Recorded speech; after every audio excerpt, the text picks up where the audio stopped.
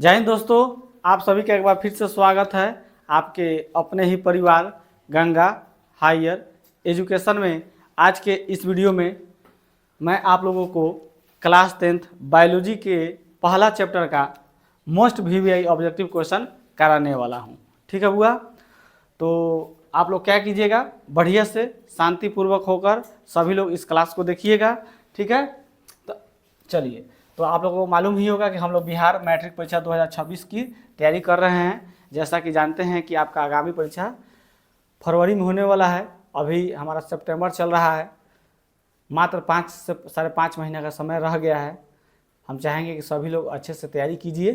ठीक है, पहला चैप्टर आपका हम करा दिए हैं ऑफलाइन में, आज हम लोग आप लोग को ऑनलाइन में ऑब्जेक्टिव कराएंगे। ठीक है, चलिए बुआ।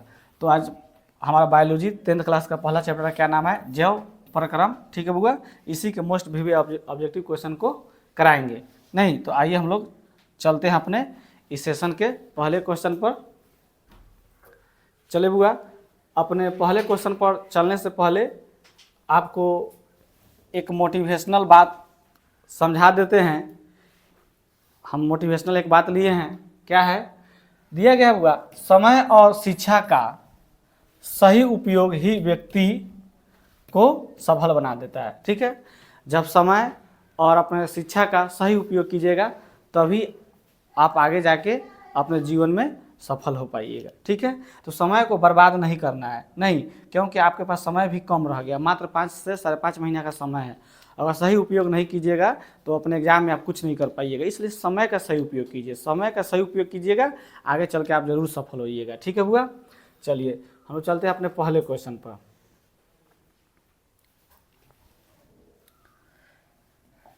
चलिए बुआ, पहला क्वेश्चन क्या कह रहा है, पहला क्वेश्चन कह रहा है प्रकाश संश्लेषण होता है। आपको बताना है कि प्रकाश संश्लेषण होता है। ऑप्शन में क्या दिया है, ए में दिया है रात में, बी में दिया है दिन में, सी में है रात दिन दोनों, और डी में है सुबह शाम।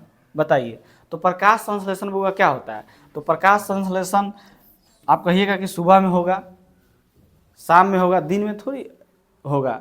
दिन में होगा कि नहीं, दिन में भी प्रकाश संश्लेषण होता है, तो यह डी आपका नहीं होगा। रात दिन, तो रात में तो प्रकाश संश्लेषण क्रिया होबे नहीं करता, तो सी भी कट गया।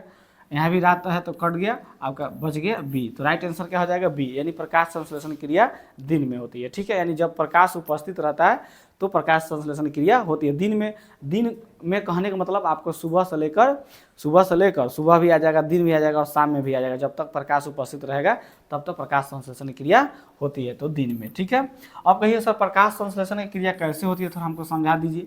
तो आइए हम लोग जानते हैं कि प्रकाश संश्लेषण क्रिया कैसे होती है, या पहले जान जाते हैं कि प्रकाश संश्लेषण होता क्या है। तो आप लोग जानते हैं कि प्रकाश संश्लेषण एक प्रक्रिया है जिसके द्वारा पौधे अपना भोजन बनाते हैं। प्रकाश संश्लेषण क्या है, एक प्रक्रिया है जिसके द्वारा पौधे अपना भोजन बनाते हैं। कैसे बनाते हैं, तो आइए इस चीज को हम लोग देखते हैं। सब कोई ध्यान से समझिएगा बुआ। यह फूल है गुलाब का, सुगंध लेते, कैसा शायरी है बताइए आप लोग। चलिए,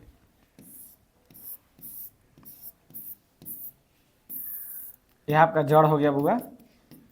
ठीक है, यह आपका धरती हो गया। चलिए अब इसको हम लोग समझाते हैं कि प्रकाश संश्लेषण क्रिया कैसे होती है। देखिए बुआ, तो प्रकाश संश्लेषण क्रिया कैसे होती है, पौधा क्या प्राप्त करता है, जल, अब प्लस में खनिज लवण। प्लस में क्या प्राप्त करता है बुआ, खनिज लवण। ठीक है, और यह सब यहाँ पर वायुमंडल है, यहाँ पर वायुमंडल है कि नहीं है, तो वायुमंडल से पत्तियाँ CO2 ग्रहण करती है। क्या ग्रहण करती है, CO2 यानी कार्बन डाइऑक्साइड। ठीक है, और यहाँ पर सूर्य भगवान को बना देते हैं, सन लिख देते हैं, सन से क्या मिलता है, यह सब क्या ग्रहण कर लेता है, प्रकाश। क्या मिल जाता है, प्रकाश। सूर्य से क्या मिल जाता है, हमें प्रकाश मिल जाता है। तो यह क्रिया कैसे होता है, तो आप बोलिएगा। प्रकाश संश्लेषण वैसी प्रक्रिया है जिसमें पौधे अपने जड़ों द्वारा जमीन से क्या क्या लेता है, जल, खनिज लवण, और वायुमंडल से CO2 लेकर सूर्य के प्रकाश के उपस्थिति में क्लोरोफिल की सहायता से, क्या है कि इस पत्तियों में क्लोरोफिल भी प्रेजेंट रहता है। क्लोरोफिल की सहायता से अपना भोजन क्या बनाता है, ग्लूकोज बनाता है। क्या बनाता है, ग्लूकोज बनाता है। तो ग्लूकोज का सूत्र क्या होता है, तो C6H12O6। ठीक है, समझ में आया बात, समझ में आ रहा है। प्रकाश संश्लेषण अपना भोजन कैसे बनाता है, तो बोलिएगा प्रकाश संश्लेषण वैसी प्रक्रिया है जिसमें पौधे अपने जड़ों द्वारा जमीन से जल, खनिज लवण और वायुमंडल से CO2 लेकर सूर्य के प्रकाश के उपस्थिति में, ठीक है, हरित लवण की सहायता से अपना भोजन क्या बनाता है, ग्लूकोज बनाता है। क्या बनाता है, अपना भोजन ग्लूकोज बनाता है। ठीक है, इसका समीकरण भी लिख दे क्या, आइए इसको समीकरण हम लोग देखते हैं। समीकरण इसको मिटाते हैं बुआ, ठीक है, यहीं पर ऊपर समीकरण आपको लिखते हैं। तो इसका समीकरण क्या हो जाएगा, तो समीकरण में क्या लिया है बुआ, वायुमंडल से CO2 लिया है, ठीक है, जमीन से जल लेता है तो जल का सूत्र H2 होता है। ठीक है, किसके उपस्थिति में बुआ, तो सूर्य के प्रकाश की उपस्थिति में, सूर्य का प्रकाश, और उसके साथ यहाँ पर क्या लिख दीजिएगा, हरित लवक, हरित लवक, हरित लवक या क्लोरोफिल, नहीं हरित लवक कहिए या क्लोरोफिल कहिए।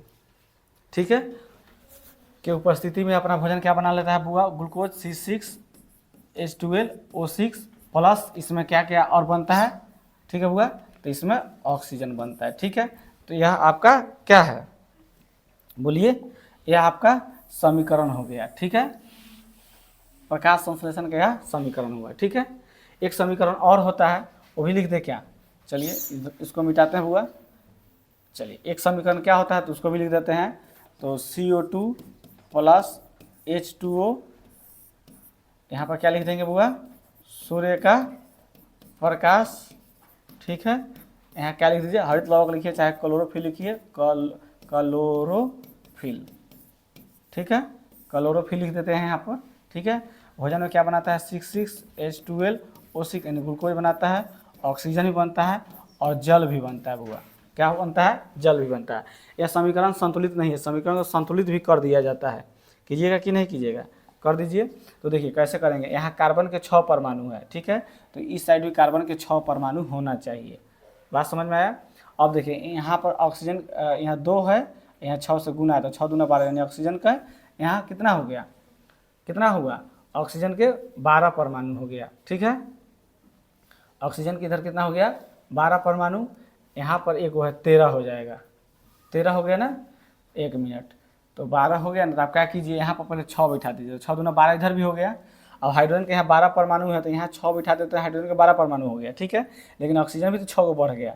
ठीक है, तो 6 को ऑक्सीजन इधर है, 12 भी इधर, तो 12 6 18 को ऑक्सीजन इस साइड है, यानी बाएं बगल, तो दाएं बगल भी ऑक्सीजन 18 को पूरना चाहिए। तो 6 दूना 12 और फिर यहाँ पर 6 18, अब जाके यह समीकरण क्या हुआ, संतुलित हुआ। समीकरण को संतुलित कर देना है, उसी तरह इसको भी करना है। ठीक है, तो यहाँ पर हो जाएगा आपका 6 आ जाएगा, यहाँ पर आपका 12 आ जाएगा बुआ, बाकी सब में 6 आ जाएगा। बोलिए सर कैसे किए हैं, तो वही अनुमान विधि लगाकर आप लोग इसको संतुलित कर लीजिएगा। जैसे कार्बन के यहाँ 6 परमाणु, तो यहाँ भी कार्बन के 6 परमाणु। ठीक है, हाइड्रोजन के यहाँ देखिए 12 परमाणु यहाँ है, और 6 दूना 12, 12 परमाणु यानी 24 हो गया हाइड्रोजन का परमाणु। यहाँ देखिए 12 दूना 24, हाइड्रोजन के 12 परमाणु हो गया। ऑक्सीजन के आते हैं तो 12, यहाँ 6 दूना 12 और 12 24 को ऑक्सीजन हो गया। इस साइड देखिए तो ऑक्सीजन 24 को हो गया, यहाँ 6 दूना 12 और 6 18, 6 24, सही हो गया।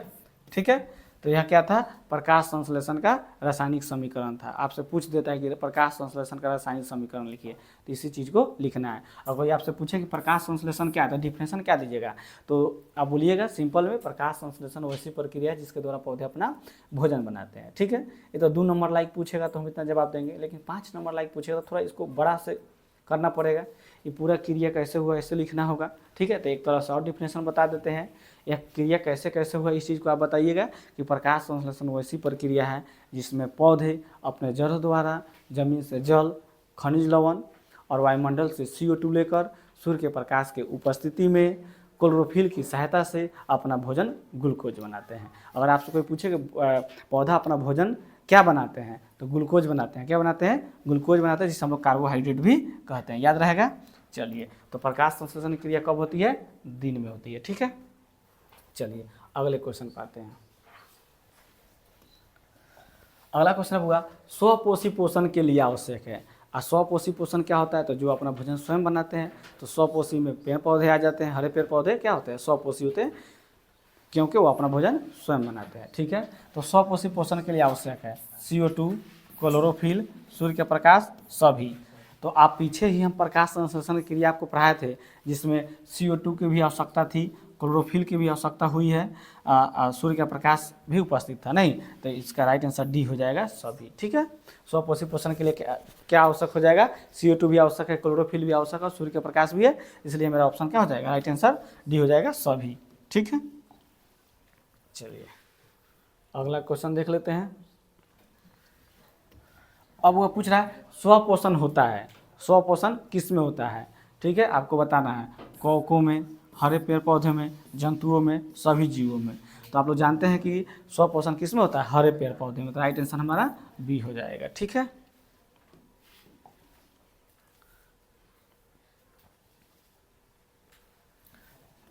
अगले क्वेश्चन में चलते हैं बुआ। अगला क्वेश्चन क्लोरोफिल, क्लोरोफिल वर्णा का रंग होता है। क्लोरोफिल वर्णा का रंग कैसा होता है बुआ, हरा होता है, नीला होता है, लाल होता है, सफ़ेद होता है। तो आप लोग जानते हैं क्लोरोफिल वर्णा का रंग कैसा होता है, हरा होता है। इसी के कारण पत्तियाँ जो होती है हरा होता है। तो आपसे क्वेश्चन पूछता है कि पेड़ पौधे हरे होते हैं किसके कारण, क्लोरोफिल के कारण। चाहे पेड़ पौधे की पत्तियाँ जो होता है वो भी हरा होता है, किसके कारण, क्लोरोफिल के कारण। ठीक है, चलिए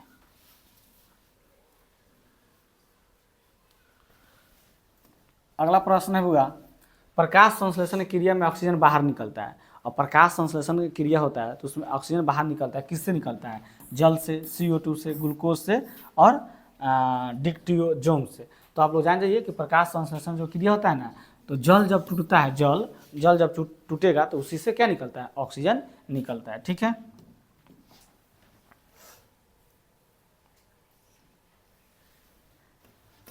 अगला क्वेश्चन हुआ मैग्नीशियम पाया जाता है। मैग्नीशियम पाया जाता है कहाँ पाया जाता है, बताना है आपको। क्लोरोफिल में, क्लोरोफिल में, लाल रक्त कण में, वर्णी लवक में, श्वेत रक्त कण में। तो आप लोग जानिए मैग्नीशियम जो पाया जाता है वो यह क्लोरोफिल में पाया जाता है। क्लोरोफिल में क्या पाया जाता है, मैग्नीशियम पाया जाता है, याद रखिएगा आप लोग।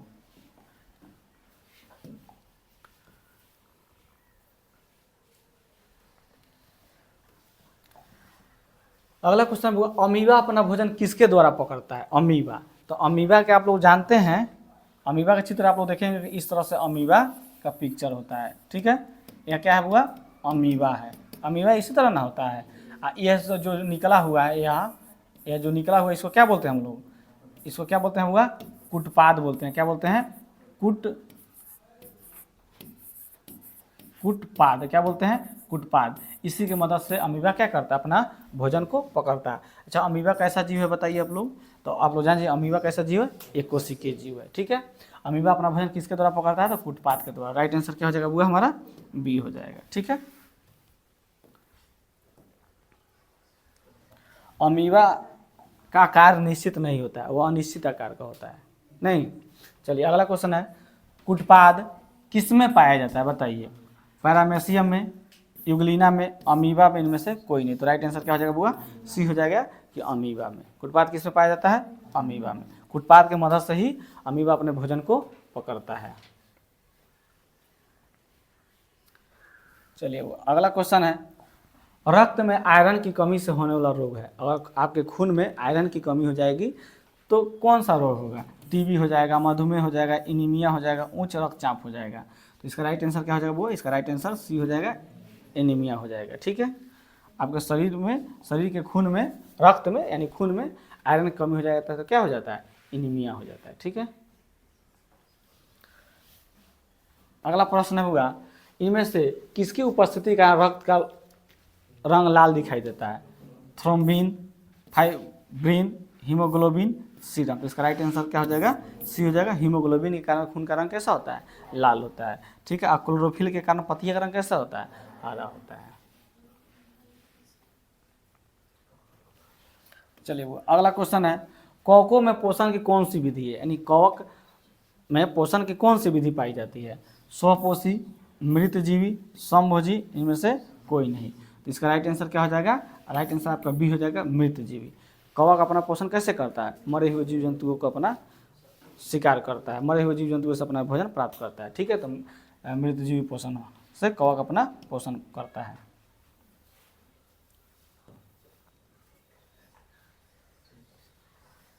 चलिए अगला क्वेश्चन है, पीत रस कहाँ से स्रावित होता है? बताइए, पीत रस कहाँ से स्रावित होता है?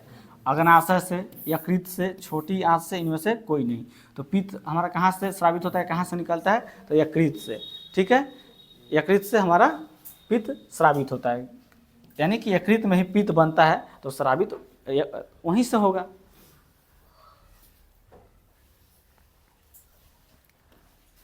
चलिए अगला क्वेश्चन है, प्रकाश संश्लेषण द्वारा किसकी प्राप्ति होती है? बताइए, प्रकाश संश्लेषण द्वारा किसकी प्राप्ति होती है?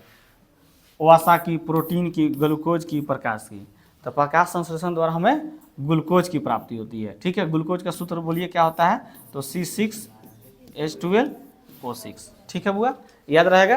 प्रकाश संश्लेषण से किसकी प्राप्ति होती है? ग्लूकोज की, क्योंकि प्रकाश संश्लेषण पौधा क्रिया करता है तो अपना क्या बनाता है? ग्लूकोज ही बनाता है अपने भोजन के रूप में।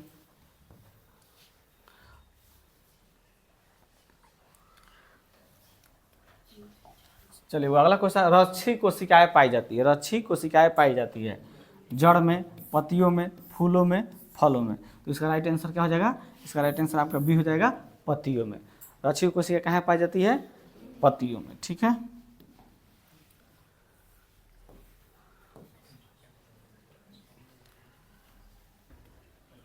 अगला प्रश्न है हुआ, स्टोमाटा पौधे के किस अंग में पाया जाता है? स्टोमाटा जिसको हिंदी में हम लोग रंध्र कहते हैं। क्या कहते हैं? रंध्र। पौधे के किस अंग में पाया जाता है? तनों में, पत्तियों में, जड़ में, कोई नहीं। तो इसका राइट आंसर आपका बी हो जाएगा, पत्तियों में। ठीक है, पत्तियों में जो छोटा छोटा छिद्र पाया जाता है उसी को हम लोग स्टोमाटा कहते हैं, हिंदी में रंध्र कहते हैं। अगला क्वेश्चन हुआ, इनमें कौन प्रकाश संश्लेषी अंग है? इनमें कौन प्रकाश संश्लेषी अंग है? पत्ती, स्ट्रोमा, ग्राना, हरित लवक। तो देखिए बुआ, इसमें क्या होता है, बहुत बच्चा लोग कन्फ्यूज हो जाता है। यहाँ अंग पूछा है तो अंग पूछेगा तो पत्ती हो जाएगा, लेकिन अंग के जगह पर अंगक कर देगा। क्या कर देगा? अंगक। अंगक कर देगा तब आपका आंसर हरित लवक हो जाएगा। ये बात याद रखिएगा। ठीक है, इनमें कौन प्रकाश संश्लेषी अंगक है? अंगक कह देगा तो क्या हो जाएगा? हरित लवक। यहाँ अंग कहा है तो पत्ती हो जाएगा। ठीक है, ध्यान रखिएगा इस क्वेश्चन में। चलिए वो अगला क्वेश्चन है, जठर ग्रंथियां कहाँ पाई जाती है? जठर ग्रंथियां कहाँ पाई जाती है? आँख में, अग्नाशय में, यकृत में, आमाशय में। तो राइट आंसर आपका डी हो जाएगा, आमाशय में। जठर ग्रंथियां कहाँ पाई जाती है? आमाशय में। ठीक है बुआ, चलिए अगले प्रश्न को हम लोग देखते हैं। अगला क्वेश्चन है बुआ, प्रकृति में ऑक्सीजन का संतुलन कैसे बना रहता है? प्रकृति में ऑक्सीजन का संतुलन कैसे बना रहता है? संयोजन क्रिया, प्रकाश संश्लेषण, अपघटन, इनमें से कोई नहीं। तो राइट आंसर आपका बी हो जाएगा, प्रकाश संश्लेषण।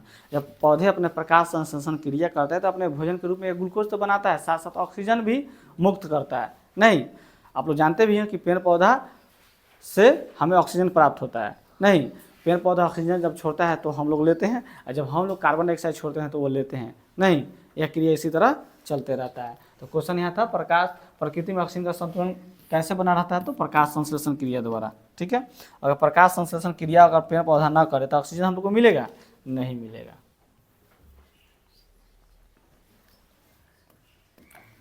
अगला क्वेश्चन है, मनुष्य के शरीर की सबसे बड़ी ग्रंथि, हमारे शरीर की सबसे बड़ी ग्रंथि बताइए। लीवर, अग्नाशय, अंडाशय, एड्रीनल। तो हमारे शरीर की सबसे बड़ी ग्रंथि क्या होती है? लीवर हो जाती है, जिसको हिंदी में हम लोग क्या बोलते हैं? यकृत। क्या बोलते हैं बुआ? यकृत। ठीक है, अच्छा बताइए, हमारे शरीर में यकृत का वजन कितना होता है? लगभग 1.5 kg। ठीक है, हमारे शरीर में यकृत का वजन कितना होता है? लगभग 1.5 kg के आसपास यकृत का क्या होता है? वजन होता है। ठीक है, 1.5 किलो कह सकते हैं। चलिए अगला प्रश्न हुआ, एक वयस्क मनुष्य के कितने दांत होते हैं? 28, 30, 32, 34। बताइए, एक वयस्क मनुष्य होता है, उनमें कितना दांत पाए जाते हैं? तो आप लोग जानते हैं कितना हो जाएगा? 32 दांत। ठीक है, अगर इसी में से पूछ देते हैं कि कितने दांत हमारे शरीर में दोबारा जमते हैं, चाहे दूध के दांत जिसको कहते हैं, तो कितना होता है? आपका 20 हो जाएगा। ऑप्शन में नहीं ना है, 20 है। 20 दांत जो है बुआ हम लोग को दोबारा मिलता है। नहीं, इसी को दूध के दांत कहते हैं। या बचपन में एक बार टूटता है तो दोबारा जमता है। ठीक है, चलिए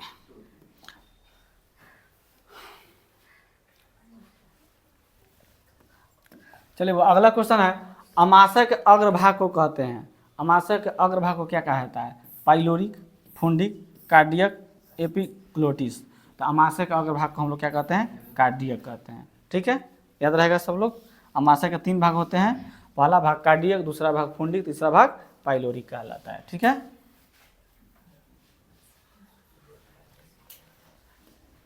अगला क्वेश्चन होगा, स्वाद कलिया पाई जाती है, स्वाद कलिया पाई जाती है अग्नाशय की ऊपरी सतह पर, जीभ के ऊपरी सतह पर, अग्नचवर्णक पर, ग्रसनी के भीतरी दीवार पर। तो स्वाद कलिया कहाँ होता है? तो जीभ के ऊपरी सतह पर आप जीभ देखिएगा, जीभ में आपको दाना दाना जैसा दिखेगा, वही स्वाद कलिया है, उसी से स्वाद का पता चलता है। ठीक है बुआ,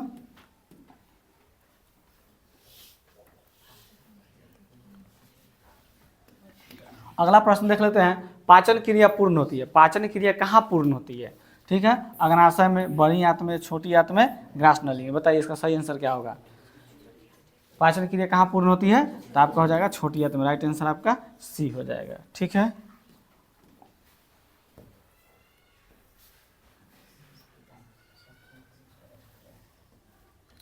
अगला क्वेश्चन है बुआ, मनुष्य के दांत की सबसे ऊपरी परत क्या कहलाती है? मनुष्य के दांत की ऊपरी परत डेंटाइन, इनामेल, मज्जा गुहा, अस्थि। तो आप लोग जानते हैं, नहीं जानते हैं तो जान जाइए, मनुष्य के दांत के ऊपरी परत को क्या कहते हैं? इनामेल कहते हैं। ठीक है, राइट आंसर आपका बी हो जाएगा।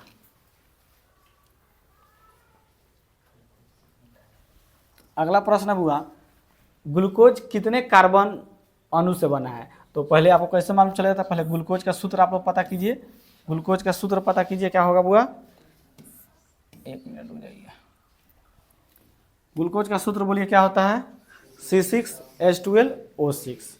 ठीक है, चलिए, तो ग्लूकोज का सूत्र होता है C6H12O6। तो इसमें क्वेश्चन क्या पूछ रहा है? ग्लूकोज कितने कार्बन परमाणु से बना था? कार्बन यही ना है, कार्बन के कितने परमाणु हैं? 6 है, तो 6 ऑप्शन में लगाइए, बी हो जाएगा।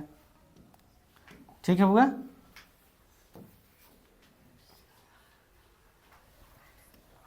चलिए अगला क्वेश्चन है, मनुष्य के आहार नाल की लंबाई कितनी होती है? मनुष्य के आहार नाल की लंबाई कितनी होती है? 8 से 10 मीटर, 8 से 10 सेंटीमीटर, 2 से 4 मीटर, 1 से 2 मीटर। तो मनुष्य के आहार नाल की लंबाई होती है 8 से 10 मीटर। ठीक है,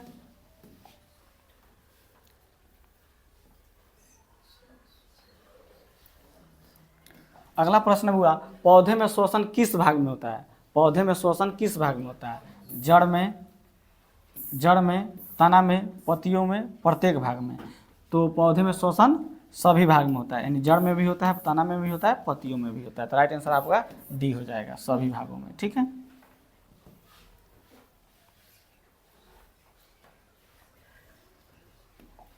अगला क्वेश्चन है, मनुष्य के मुख गुहा में कितने जोड़ी लाल ग्रंथियां पाई जाती है? मनुष्य के मुख गुहा में कितनी जोड़ी लाल ग्रंथियां पाई जाती है? 4, 1, 2, 3। तो राइट आंसर क्या हो जाएगा? 3। मनुष्य के मुख गुहा में 3 जोड़ी लाल ग्रंथियां पाई जाती हैं।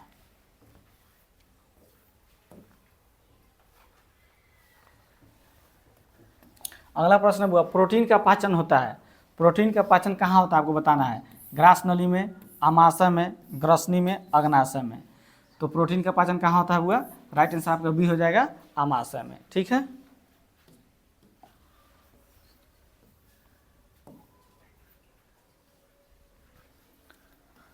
अगला प्रश्न हुआ, गोबर छत्ता किसके अंतर्गत आता है? आपको बताना है गोबर छत्ता। ठीक है, परजीवी के अंतर्गत, मित्रजीवी के अंतर्गत, परास सरणी के अंतर्गत, स्वपोषी के अंतर्गत। तो स्वपोषी होगा भी नहीं, परासरणी होगा भी। चलिए 2 ऑप्शन काट दिए, ए और बी में बताइए क्या होगा?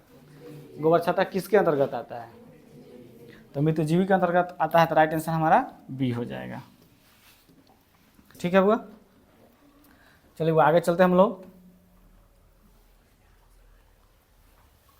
अगला क्वेश्चन है, ऊर्जा उत्पादन के लिए कोशिका प्राय किसका उपयोग करता है? ऊर्जा उत्पादन के लिए कोशिका प्राय किसका उपयोग करती है? बताइए। ग्लूकोज का, एमिनो अम्ल का, वसा अम्ल का, सुक्रोज का। तो इसका राइट आंसर क्या हो जाएगा? ये हो जाएगा आपका ग्लूकोज का। ठीक है,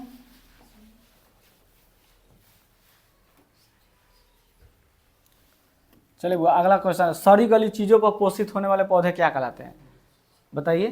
परजीवी, मृतजीवी, परपोषी, स्वपोषी। स्वपोषी होगा ही नहीं, परपोषी भी नहीं होगा, परजीवी भी नहीं होगा। आपका राइट आंसर बी हो जाएगा, मृतजीवी। ठीक है, सड़ी गली चीज़ों पर पोषित होने वाले पौधे क्या कहलाते हैं? मृतजीवी।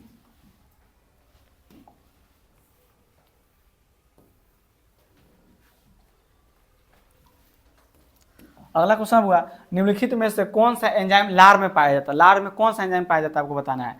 Trypsin, pepsin, ptyalin, chymotrypsin. बताइए तो हुआ लार में कौन सा एंजाइम पाया जाता है? तो लार में आपका क्या पाया जाता है? आपका टाइलिन पाया जाता है। क्या पाया जाता है? टाइलिन। तो राइट आंसर आपका सी हो जाएगा।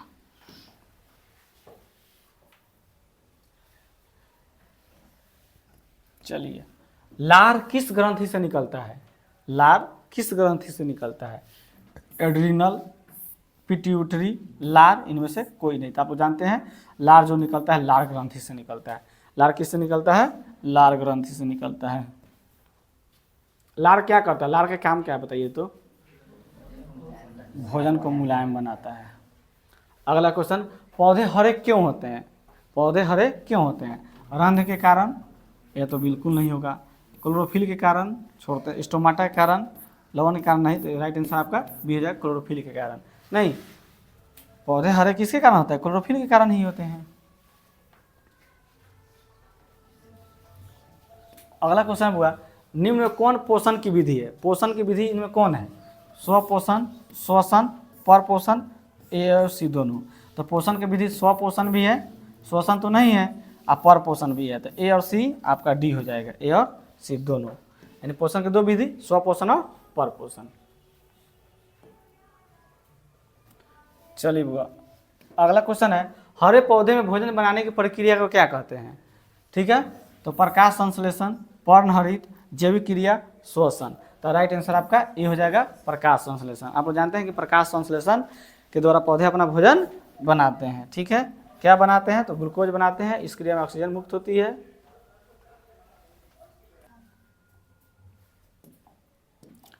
चलिए वो 38 नंबर क्वेश्चन है, ग्लूकोज के एक अणु में ऑक्सीजन के कितने परमाणु होते हैं? ग्लूकोज के एक अणु में ऑक्सीजन के कितने परमाणु होते हैं? तो पहले हम ग्लूकोज के सूत्र जानते हैं कि क्या होता है। तो ग्लूकोज का सूत्र होता है C6H12O6। तो किसका पूछ रहा है इसमें? ग्लूकोज के एक अणु में ऑक्सीजन के पूछ रहा है बुआ। तो यहाँ पर देखिए ऑक्सीजन के कितने परमाणु हैं? 6। इसका राइट आंसर आपका बी हो जाएगा। लेकिन अगर इसी में हम अगर आपसे हाइड्रोजन का पूछते कि ग्लूकोज के एक अणु में हाइड्रोजन के कितने परमाणु, तो क्या हो जाता है? 12 हो जाता है। ठीक है बुआ, समझ में आया? चलिए,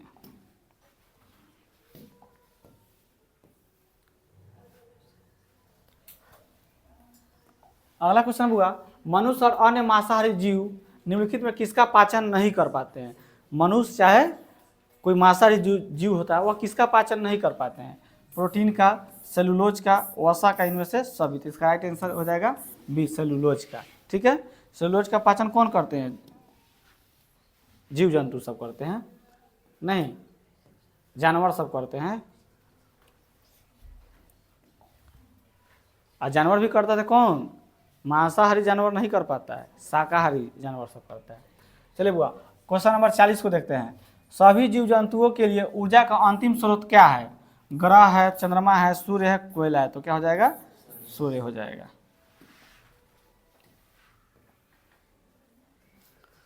अगला प्रश्न है बुआ, बड़ी आंत का पिछला भाग क्या कहलाता है? बड़ी आंत का पिछला भाग क्या कहलाता है? तो सबसे पहले आप बताइए, बड़ी आंत के कितने भाग होते हैं? पहले ही बताइए। तो सबसे पहले आप लोग बताइए कि बड़ी आंत के कितने भाग होते हैं? तो ये जो बड़ी आंत है इसके 2 भाग होते हैं। ठीक है, पहला भाग क्या कहलाता है बुआ? पहला भाग कोलन कहलाता है। क्या कहलाता है? कोलन। और दूसरा भाग क्या कहलाता है? मलाशय कहलाता है। मलाशय, जिससे रेक्टम भी कहते हैं। तो बड़ी आंत का पिछला भाग पूछ रहा है, तो पिछला भाग क्या हो जाएगा? मलाशय हो जाएगा। ठीक है, राइट आंसर आपका बी हो जाएगा।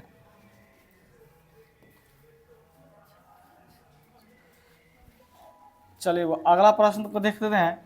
वो अगला क्वेश्चन है, छोटी आंत का पहला भाग कौन सा होता है? तो पहले आप लोग बताइए कि छोटी आंत के कितने भाग होते हैं? तो छोटी आंत के आप लोग जानते होंगे 3 भाग होते हैं। पहला भाग क्या कहलाता है वो? ग्रहणी। ठीक है। दूसरा भाग जेजुनम, जेजुनम, और तीसरा भाग इलियम। ठीक है बुआ, याद रहेगा सब लोग को। छोटी आंत के 3 भाग होते हैं, पहला भाग ग्रहणी कहलाता है, दूसरा भाग जेजुनम कहलाता है, और तीसरा भाग यानी अंतिम भाग क्या कहलाता है, इलियम कहलाता है। ठीक है। अब जानिए छोटी आंत की लंबाई हमारे शरीर में कितना होता है, मनुष्य के शरीर में इसका लंबाई कितना होता है बताइए तो। लंबाई अगर पूछेगा तो 6 मीटर, 6 मीटर के आसपास होता है। ठीक है। चौड़ाई अगर पूछेगा तो चौड़ाई कितना होता है बुआ बताइए, 2.5 सेंटीमीटर। ठीक है बुआ, याद रहेगा सबको। चले बुआ, अब जान गए आप लोग। और छोटी आंत जो होता है बुआ, यह आहानल का सबसे लंबा भाग होता है। छोटी आंत जो होता है आहानल का सबसे लंबा भाग होता है, और छोटी आंत में ही पाचन की क्रिया क्या होती है, पूर्ण होती है, याद रखिएगा। आइए क्वेश्चन पर। क्वेश्चन क्या कहा था, छोटी आंत का पहला भाग तो क्या है यहाँ पर, ग्रहणी है। ग्रहणी ऑप्शन में है, बी हो जाएगा राइट आंसर।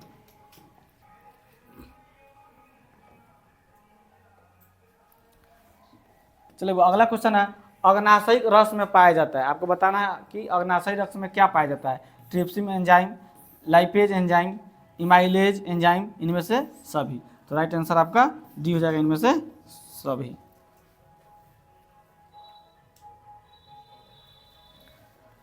चलो अगला क्वेश्चन है, ग्वाइटर अथवा घेघा पनपता है किसके कमी से, चीनी की कमी से, आयोडीन की कमी से, रक्त की कमी से, मोटापा की कमी से। तो आप लोग जानते हैं कि आयोडीन की कमी से क्या होता है, ग्वाइटर तथा घेंगा रोग हो जाता है। ठीक है।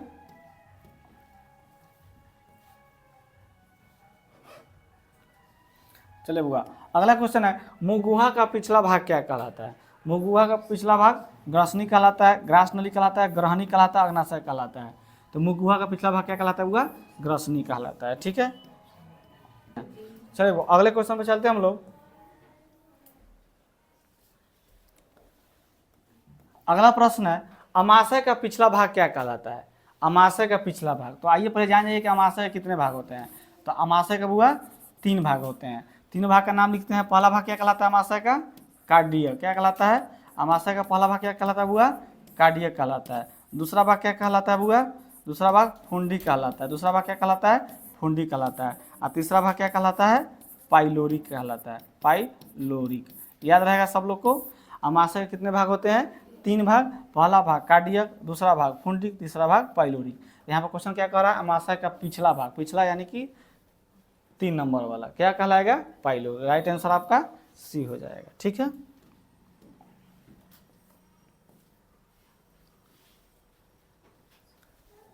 चलिए वो अगला क्वेश्चन है, यह भोजन के हानिकारक बैक्टीरिया को नष्ट करता है। यानी कि भोजन में आए बैक्टीरिया को कौन नष्ट करता है, सलेस्मा, पेप्सिन, हाइड्रोक्लोरिक अम्ल, पेप्टोन। तो राइट आंसर आपका बी हो जाएगा, हाइड्रोक्लोरिक अम्ल। ठीक है। यानी मनुष्य के पेट में किस अम्ल का निर्माण होता है, हाइड्रोक्लोरिक अम्ल। यही क्या करता है, हमारे भोजन के साथ जो जीवाणु आ जाता है उसी को मारने का काम करता है। ठीक है हुआ। चलिए अगले प्रश्न को देख लेते हैं। पेप्टिक अल्सर हो सकता है, पेप्टिक अल्सर किस कारण हो सकता है आपको बताना है। सामान्य भोजन खाने से, कम भोजन खाने से, लंबे समय तक भूखे रहने से, इनमें से कोई नहीं। तो इसका राइट आंसर आपका बुआ हो जाएगा सी। लंबे समय तक अगर आप भूखे रह रहे हैं तो आपको कौन सा बीमारी का शिकार हो जाएगा, पेप्टिक अल्सर हो जाएगा, जो काफ़ी देर से भूखा रहने पर होता है। ठीक है। तो राइट आंसर आपका सी हो जाएगा। चलिए वो अगले क्वेश्चन पर आते हैं। पौधे में गैसों का आदान प्रदान किससे होता है। ठीक है। रंध्रों से, टहनी से, तना से, जड़ से। तो राइट आंसर क्या हो जाएगा आपका, ए हो जाएगा, रंध्रों से। ठीक है।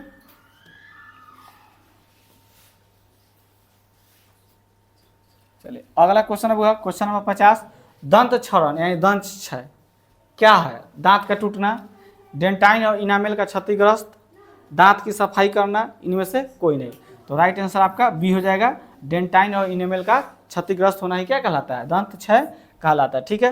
तो इस तरह से हम लोग कुल क्वेश्चन किए हुआ 50 क्वेश्चन किए। कमेंट करके बताइए कि 50 में अगर आप अभी कितना सही किए, अभी इसमें और अभी है। ठीक है बुआ। तो आप लोग से हम एक रिक्वेस्ट करना चाहेंगे कि जो भी विद्यार्थी हमारे चैनल पर नए हैं, अगर अभी तक आप हमारे चैनल को सब्सक्राइब नहीं किए तो प्लीज़ चैनल को सब्सक्राइब कर लीजिए। जब चैनल को सब्सक्राइब कर लीजिएगा तो बेल आइकन भी जरूर दबाइएगा, ताकि हमारे आने वाले वीडियो का नोटिफिकेशन सबसे पहले आप तक पहुंच पाए। और जो भी विद्यार्थी लोग अभी तक अगर लाइक नहीं किए इस वीडियो पर तो जल्दी से लाइक कर दीजिए सब लोग। चलो हुआ, अगला क्वेश्चन है क्वेश्चन नंबर 51 को देखते हैं। निष्क्रिय पेप्सिजन को सक्रिय पेप्सिन में कौन बदलता है? म्यूकस, हाइड्रोक्लोरिक अम्ल, अपने आप बदलता है, इनमें से कोई नहीं। तो राइट आंसर आपका वो बी हो जाएगा। हाइड्रोक्लोरिक अम्ल क्या करता है? निष्क्रिय पेप्सिजन को सक्रिय पेप्सिजन में बदल देता है। अगला क्वेश्चन हुआ, मृत जीवी पोषण में भोजन का पाचन कहाँ होता है? कोशिका के बाहर, कोशिका में, पाचन तंत्र में, इनमें से सभी। तो मृत जीवी पोषण में भोजन का पाचन कहाँ होता है? तो राइट आंसर आपका ए हो जाएगा, कोशिका के बाहर होता है। ठीक है,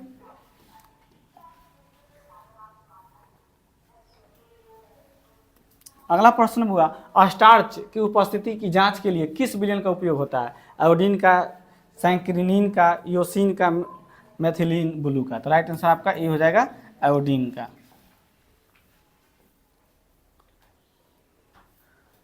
चलिए वो अगला क्वेश्चन है, निम्नलिखित में परजीवी पादप का उदाहरण है। परजीवी का उदाहरण बताइए। बैक्टीरिया हो जाएगा, कॉक हो जाएगा, विषाणु हो जाएगा, कसकुटा यानी अमरबेल हो जाएगा। तो बताइए, तो राइट आंसर क्या हो जाएगा आपका? डी हो जाएगा, अमरबेल। ठीक है, अमरबेल आप लोग देखे हैं, पुराने वृक्षों पर लतरा नहीं होता है, वही अमरबेल होता है। वो अपना भोजन किससे प्राप्त करता है? उस पेड़ से नहीं, इसलिए उसको परजीवी कहा गया है। पर्णहरित का मुख्य कार्य क्या है? पर्णहरित यानी क्लोरोफिल का मुख्य कार्य क्या है? ऑक्सीजन मुक्त करना, प्रकाश ऊर्जा का अवशोषित करना, CO2 मुक्त करना, जल अवशोषित करना। तो इसका राइट आंसर आपका बी हो जाएगा बुआ, प्रकाश ऊर्जा को अवशोषित करना किसका काम होता है? पर्णहरित का। अगला क्वेश्चन देखते हैं हम लोग, जैव प्रक्रम के अंतर्गत कौन आता है? जैव प्रक्रम के अंतर्गत कौन आता है? पोषण, श्वसन, उत्सर्जन, इनमें से सभी। तो राइट आंसर आपका डी हो जाएगा, इनमें से सभी। यानी जैव प्रक्रम के अंतर्गत पोषण भी आ जाएगा, श्वसन भी आ जाएगा, उत्सर्जन भी आ जाएगा। ठीक है, अगला प्रश्न हुआ, मड परीक्षण के लिए हरी पत्ती पर आयोडीन डालने से पहले पत्ती अल्कोहल में उबाला जाता है। मड को घोलने के लिए, क्लोरोफिल को घोलने के लिए, पत्ती को मुलायम करने के लिए, इनमें से सभी के लिए। तो राइट आंसर डी हो जाएगा, इनमें से सभी के लिए।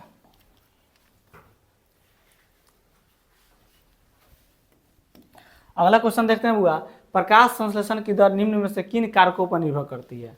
ठीक है, प्रकाश के गुण पर, प्रकाश की मात्रा पर, ए और बी दोनों पर, इनमें से कोई नहीं। तो देखिए वो प्रकाश संश्लेषण की जो दर होती है वह प्रकाश संश्लेषण के गुण पर भी निर्भर करती है कि कैसा प्रकाश उसको मिल रहा है, नहीं, इस पर भी निर्भर करती है। ठीक है, अब हरे रंग का प्रकाश मिल रहा है कि लाल रंग का प्रकाश मिल रहा है कि बैगनी रंग का प्रकाश मिल रहा है, इस पर निर्भर करती है। प्रकाश की मात्रा पर ज़्यादा मिल रहा है, कम मिल रहा है, इस पर भी निर्भर करती है। ठीक है, तो राइट आंसर आपका सी हो जाएगा।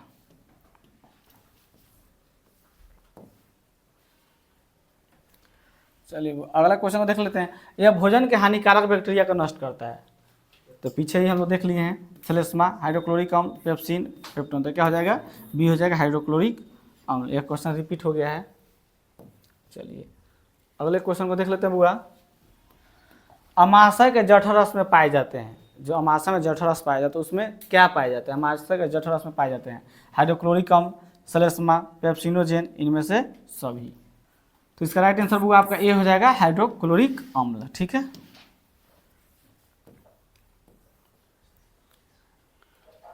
चलिए वो अगले क्वेश्चन देखते हैं, प्रकाश संश्लेषण में प्रकाश ऊर्जा रूपांतरित होता है। प्रकाश संश्लेषण में प्रकाश ऊर्जा रूपांतरित होता है यांत्रिक ऊर्जा में, जल में, रासायनिक ऊर्जा में, ग्लूकोज में। तो राइट आंसर आपका सी हो जाएगा, रासायनिक ऊर्जा में। ठीक है, प्रकाश संश्लेषण में जो प्रकाश ऊर्जा जो होता है वह रासायनिक ऊर्जा में बदल जाता है। ठीक है, अगला प्रश्न हुआ, निम्न में से किस रंग की प्रकाश किरण प्रकाश संश्लेषण के लिए सबसे ज्यादा प्रभावी है? हरा, नीला, पीला, लाल। तो इसका राइट आंसर आपका बुआ डी हो जाएगा। क्या हो जाएगा बुआ? डी हो जाएगा, लाल। ठीक है, याद रखिएगा आप लोग। अगला क्वेश्चन है, प्रकाश संश्लेषण की प्रकाश अभिक्रिया होती है। प्रकाश संश्लेषण की प्रकाश अभिक्रिया होती है क्लोरोप्लास्ट के स्ट्रोमा में, क्लोरोप्लास्ट के घराना में, कोशिका द्रव में, माइटोकॉन्ड्रिया में। तो इसका राइट आंसर आपका बी हो जाएगा, क्लोरोप्लास्ट के घराना में।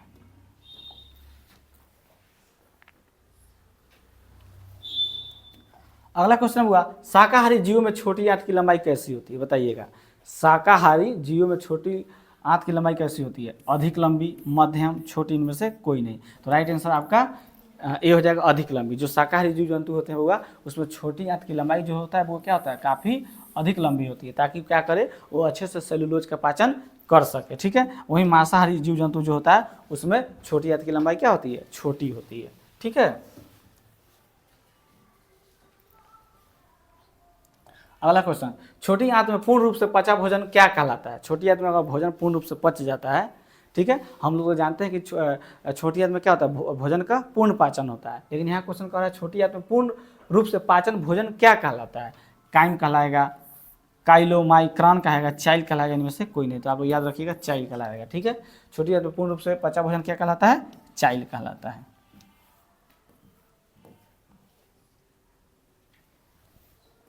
अगला क्वेश्चन हुआ, पाचन का उद्देश्य है भोजन के जटिल तत्वों का सरलतम तत्वों में विखंडन, सरलतम तत्वों का सुचारू रूप से अवशोषण, भोजन से ऊर्जा की प्राप्ति में से सभी। तो राइट आंसर हमारा डी हो जाएगा, इनमें से सभी। ठीक है होगा।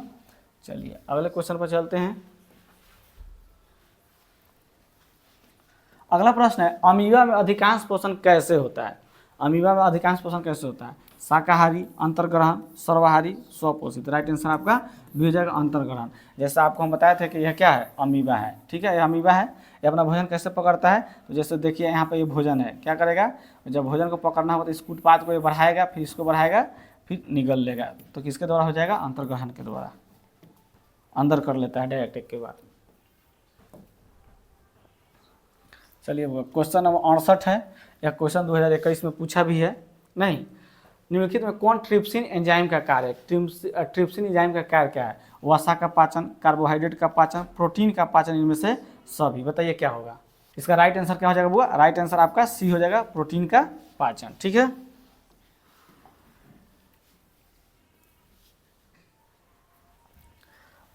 अगला क्वेश्चन बुआ, मानव आहार नल का सबसे लंबा भाग है।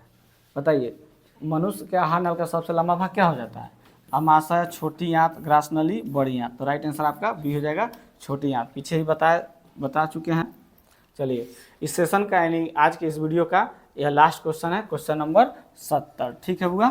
चलिए तो देखते हैं 70 नंबर क्वेश्चन क्या कर रहा है। कौन सा एंजाइम वसा पर क्रिया करता है? बताइए कौन सा एंजाइम जो है जो वसा पर क्रिया करता है? Pepsin, trypsin, lipase, amylase. बोलिए वो क्या होगा? इसका राइट आंसर क्या होगा बुआ? तो इसका राइट आंसर आपका सी हो जाएगा। क्या हो जाएगा? लाइपेज। ठीक है बुआ।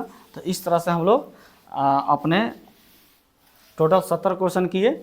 आप कमेंट करके बताइए कि 70 में आप कितना सही कर पाए हैं। ठीक है बुआ। चलिए अब क्या करना है आपको पता ही है। नहीं तो पहले आप लोग यह बताइए कि यह वीडियो सब लोगों को अच्छा लगा कि नहीं लगा।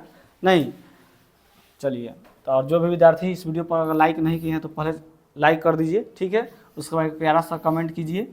ठीक है, और अपने दोस्तों के पास शेयर भी कर दीजिए। और जो लोग चैनल को सब्सक्राइब नहीं किए हैं चैनल को सब्सक्राइब भी कर दीजिए। ठीक है बुआ। अब हम लोग अगले वीडियो में बायोलॉजी के दूसरे चैप्टर का ऑब्जेक्टिव को करेंगे। ठीक है बुआ। तो आज के लिए इतना ही। अब हम लोग मिलेंगे अगले वीडियो में। तब तक के लिए बेस्ट ऑफ लक। जय हिंद, जय भारत।